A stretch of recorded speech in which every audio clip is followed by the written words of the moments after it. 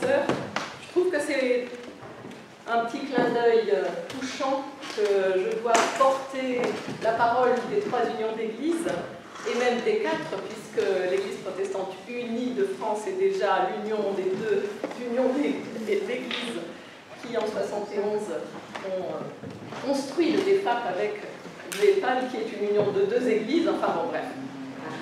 Bon, je vais parler pour ces 4 églises qui sont aujourd'hui 3. Alors, mes collègues et bien-aimés frères présidents m'ont l'un et l'autre envoyé leur message. Donc je vais commencer par le lire. Alors c'est très compliqué, lequel des 2 je vais lire en premier. Enfin bon, on va... Je vous propose de tirer au sort simplement, hein, pour ne pas faire de difficultés. Alors, message de Christian Albecker, président de l'UEPAL. 50 ans déjà, un demi-siècle, depuis que la Société des missions évangéliques de Paris a pris le virage important qui a abouti à la création du DEFAP et de la CEVA, au nom d'une vision renouvelée de la mission, désormais comprise comme allant de partout vers partout. L'invitation à entrer ensemble dans la mission de Dieu. Il y a 50 ans, c'était une vision particulièrement novatrice dont nous pouvons être légitimement fiers. Après le siècle des pionniers qui partaient en mission dans le contexte du colonialisme, après les grands rassemblements missionnaires qui ont été à l'origine du mouvement œcuménique, le temps de la décolonisation a permis l'émergence politique de nations indépendantes, en même temps que l'autonomie des églises filles issues de la mission. En ce temps-là, la compréhension du monde était simple. Christian met des guillemets, il faudra en mettre beaucoup. Cette compréhension du monde pouvait se résumer aux 4 points cardinaux, nord-sud, pays développés, pays en voie de développement, est-ouest, le monde libre et le monde communiste. Et cela a peut-être facilité, je ne dis pas simplifié, l'évolution qui a abouti à la création du DEFAP parallèlement à celle de la CEVA. Aujourd'hui, nous vivons dans un monde complexe, entre guillemets, devenu multipolaire, où les grands débats se sont déplacés du politique vers le religieux, désormais omniprésent dans l'actualité, sur arrière-plan de concurrence économique entre puissances rivales. Vivre la mission aujourd'hui dans un monde marqué par les flux migratoires, par un melting pot religieux devenu universel, par la tentation des replis religieux identitaires ou fondamentalistes, et par des régimes politiques forts, voire dictatoriaux. Donc, vivre la mission aujourd'hui, je reprends, est sans doute plus difficile en 2021 qu'en 1971. Mais cela a-t-il jamais été facile? Le message du Christ a jailli dans un monde déjà marqué par la violence et le chaos, et l'Évangile a dû se frayer un chemin à travers les convulsions de l'histoire. Depuis 2000 ans, la mission, l'annonce de la bonne nouvelle, essaie de concrétiser le rêve de Martin Luther King pour une humanité réconciliée, où la dignité de tout être humain est fondée sur la conviction que nous sommes tous sœurs et frères, fils et filles d'un même Dieu d'amour. Poser des signes de cet amour, en être des témoins crédibles, telle est notre mission de chrétiens aujourd'hui, où que nous soyons dans le monde. À l'occasion de ce jubilé des 50 ans du DEFAP, je forme le vœu, en tant que président de l'une des églises fondatrices, que le DEFAP poursuive cette mission de témoin au service des églises, comme signe de la présence de Dieu au cœur du monde. Bon anniversaire à tous les acteurs bénévoles, professionnels de notre grande maison, et longue vie au DEFAP. Alors j'enchaîne, hein, n'applaudissez pas, on peut toujours. La première partie, on applaudit. On lui transmettra. Jean-Raymond Stoffacher, alors président de la commission permanente de l'Union nationale des églises protestantes réformées évangéliques de France. Je le dirai qu'une fois. Jean-Raymond écrit ceci. Le livre des Actes nous montre comment, dès le début de l'Église, les missionnaires ont apporté quelque chose de nouveau et de décalé en même temps. Quand Pierre et ensuite Paul reviennent à Jérusalem avec le récit de leur voyage missionnaire, les chrétiens ont du mal à entendre leur message et à envisager ce qu'ils présentent pourtant tous deux comme étant la volonté de Dieu. Comme eux, les païens ont un droit équivalent au salut du Christ. Pour moi, revenir sur ces 50 dernières années, sur ces 50 années d'action du DEFAP, c'est observer comment cette dynamique originelle a aussi structuré nos églises protestantes françaises.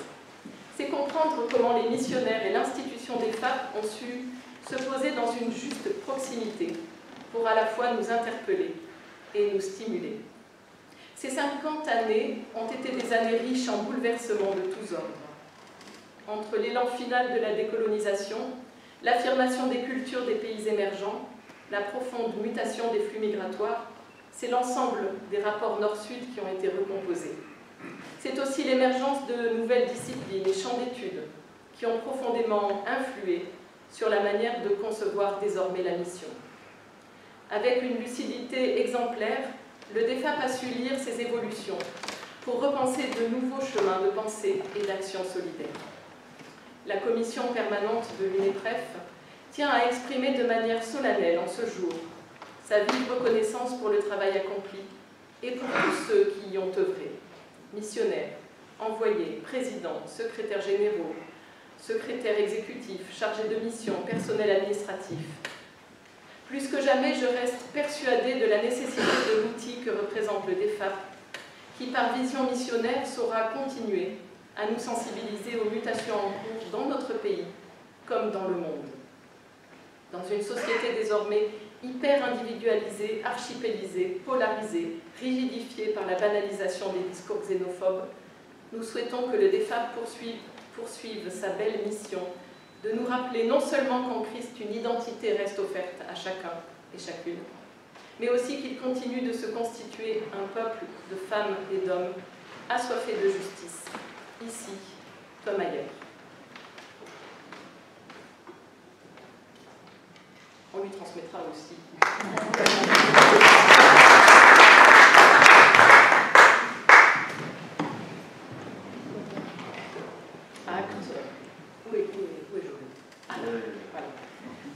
On va passer un peu comme ça de l'Apocalypse, enfin des prophètes à l'Apocalypse, chacun.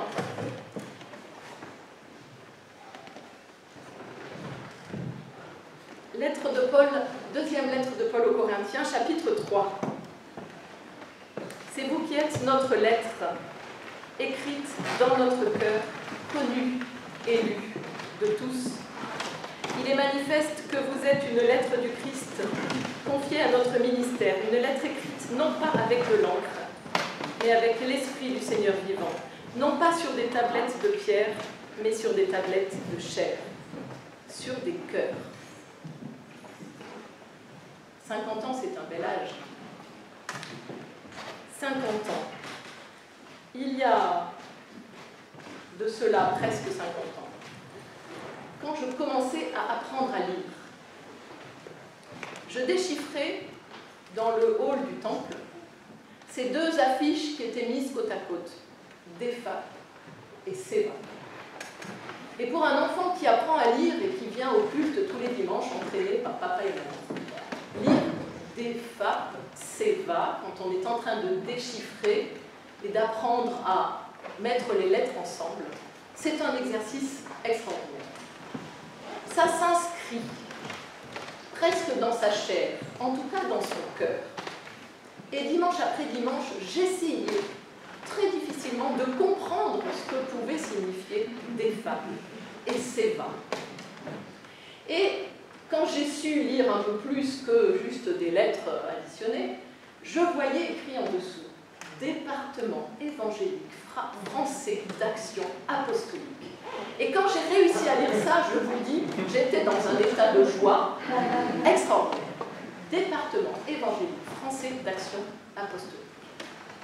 Et je méditais dans mon cœur, telle Marie, n'est-ce pas, à l'âge de 7 ans, action, parce que le reste, je voyais bon, à peu près ce que ça voulait dire, mais action apostolique. Pendant des mois, peut-être des années d'ailleurs, j'ai cherché ce que voulait dire action apostolique. Et voilà que ce verset de Paul aux Corinthiens me dit ce que c'est que l'action apostolique. Vous êtes une lettre du Christ confiée écrite dans notre cœur, connue et lue de tous. J'ai grandi, l'Église a grandi, nous avons grandi, vous avez grandi, d'autres ont grandi, avec ces mots, action apostolique, en cherchant, en écoutant ces mots, en se mettant au service de cet évangile à transmettre. Nous avons incorporé ces mots de DEFAP et ces bas dans notre histoire d'Église. Grâce au DEFAP, beaucoup d'entre nous ont été des lettres vivantes, envoyées d'une Église vers une autre, pour témoigner de cette espérance qui nous a saisis. À 50 ans, tu le disais Joël, c'est aussi l'âge de faire le point dans sa vie, de regarder en arrière avec tous ces tableaux, de se réjouir de tout ce qui a été vécu, de toutes ces rencontres extraordinaires. Et ceux qui ont participé à telle ou telle ou à de nombreuses rencontres gardent dans leur cœur des frères et sœurs.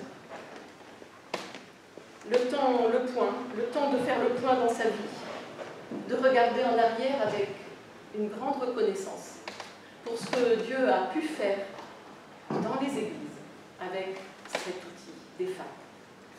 Et puis aussi, 50 ans, on va dire l'âge de la maturité, on pourrait dire à 40 ans, on pourrait dire à 60, enfin bon, on va dire à 50, l'âge de la maturité, le temps des choix, des décisions, de se redire aussi ce désir de partager la vie reçue de l'Évangile. Alors pour ma part, je souhaite à nos 4 églises fondatrices du DEFAP, qui sont maintenant 3 unions d'églises, de savoir toujours inviter leurs membres à incorporer l'action apostolique, à faire sienne l'action apostolique, pour être chacun et chacune des lettres vivantes du Christ pour les frères et sœurs, au près et au loin. Bon anniversaire des femmes.